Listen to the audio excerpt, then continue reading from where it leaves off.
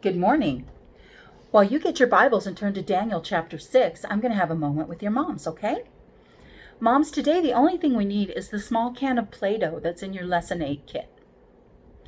All right, kids, today we're learning that God deserves our loyalty. Being loyal to God also means standing up for God. In today's Bible adventure, we'll see how Daniel stood up for God even though he got into big trouble for it. Now, there are times when we need to take a stand for God. We might have to take a stand when others want us to do something we know is wrong. We might have to take a stand by doing something kind for someone who doesn't really deserve it. All of these are ways that we can show our loyalty to God. God deserves our loyalty even when it's not easy to be loyal. You see, God is always with us, especially when things are hard. Now, God didn't keep Daniel from getting into trouble, but he was right there in the middle of the trouble with Daniel. Okay, let's go to our Bibles now. Daniel chapter 6, and I'm going to start with verse 1.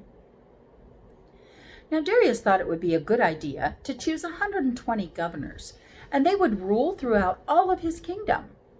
He also chose 3 men as supervisors over those 120 governors, and Daniel was one of those 3 supervisors. The king set up these men so that he would not be cheated, and Daniel showed that he could do the work better than the other supervisors and governors. Now, because of this, the king planned to put Daniel in charge of the whole kingdom.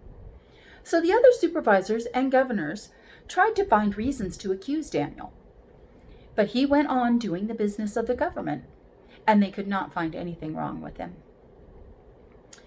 So they couldn't accuse him of doing anything wrong. Now Daniel was trustworthy. He was not lazy, and he did not cheat the king. Finally, these men said, "We are never going to find a reason to accuse Daniel, but we must find something to complain about. It will have to be about the law of his God." I'm at verse 6 now. So the supervisors and the governors went as a group to the king, and they said, "King Darius, live forever. The supervisors, assistant governors, and the people who advise you, and the captains of all the soldiers have all agreed on something. We think the king should make this law, that everyone would have to obey. No one should pray to any god or man except you, our king, and this should be done for the next 30 days. Anyone who doesn't obey will be thrown into the lion's den. Now, our king, make the law. Write it down so that it can't be changed, because the laws of the Medes and the Persians cannot be canceled." So King Darius made the law and had it written. And when Daniel heard about the new law, he went to his house. He went to his upstairs room, and the windows in that room opened towards Jerusalem. 3 times each day, Daniel got down on his knees and prayed. He prayed and he thanked God just as he always had done. Now, those men went as a group and found Daniel. They saw him praying and asking God for help, so they went to the king. They talked to him about the law he had made. They said, "Didn't you write a law that said that no one may pray to any god or man except you, our king? And doesn't it say that anyone who disobeys during the next 30 days will be thrown into the lion's den?" Well, the king answered, "Yes, I wrote that law, and the law of the Medes and the Persians cannot be canceled." Then those men spoke to the king, and they said, "Daniel is one of the captives from Judah, and he is not paying attention to the law you wrote. Daniel still prays to his God 3 times every day." The king became upset when he heard this. He decided he had to save Daniel. He worked until sunset, trying to think of a way to save him. Then those men went as a group to the king again, and they said, "Remember, our king, the law of the Medes and the Persians. It says that no law or command given by a king can be changed." So King Darius gave the order. They brought Daniel, and they threw him into the lion's den. The king said to Daniel, "May the God you serve all the time save you." Then a big stone was brought and put over the opening of the lion's den. Well, let's skip to verse 18. Then King Darius went back to his palace. He did not eat that night. He didn't have any entertainment brought to entertain him, and he could not sleep. The next morning, King Darius got up at dawn. He hurried to the lion's den, and as he came near the den, he was worried. So he called out to Daniel. He said, "Daniel, servant of the living God, has your God that you always worship been able to save you from the lions?" Daniel answered, "My king, live forever. My God sent his angel to close the lions' mouths. They have not hurt me, because my God knows that I am innocent. I never did anything wrong to you, my king." Wow, I was worried for a minute there. Well, let's finish up our adventure.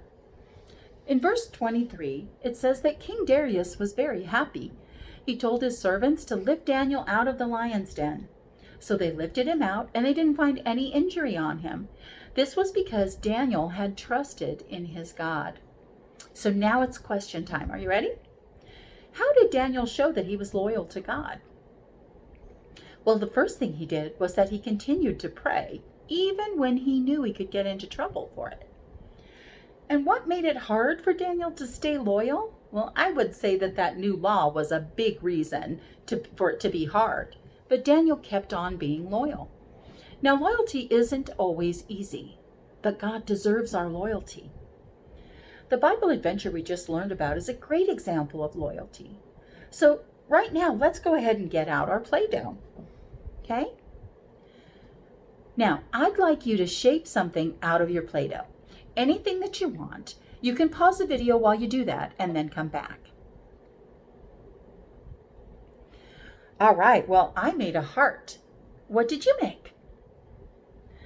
Okay, now that you've made something with your Play-Doh, I would like you to take what you made and I'd like you to smoosh it up and make something different, okay? So push pause until you're done and then come back.